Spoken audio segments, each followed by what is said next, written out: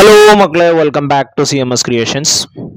നമ്മൾ നോക്കാൻ പോകുന്നത് നമ്മളുടെ CBSE ക്ലാസ് 7-ലെ മാത്തമാറ്റിക്സ് അഥവാ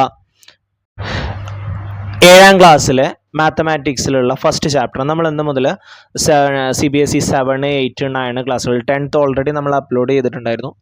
ഇനി നമുക്ക് 7, 8, 9, 10 ഈ 4 ക്ലാസ്സുകളുടെയും ക്ലാസ്സുകൾ നമുക്ക് നോക്കാം.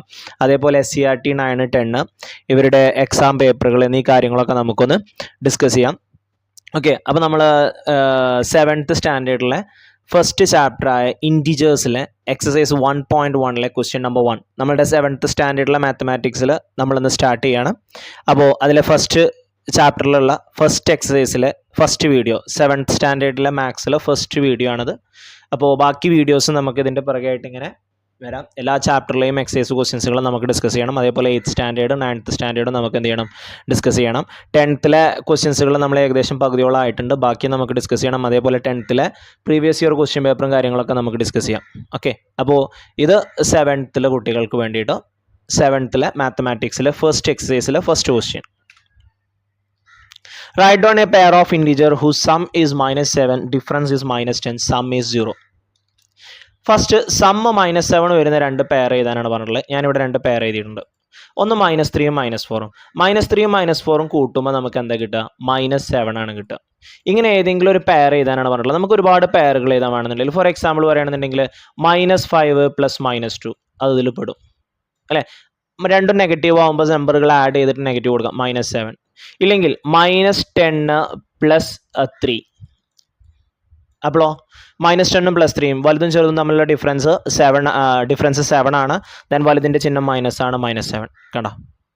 ഇനി ഡിഫറൻസ് -10 വരുന്ന രീതിയിൽ ഇവിടെ വേറെ ഓപ്ഷൻസുകൾ കൊടുത്തിട്ടുണ്ട് കേട്ടോ.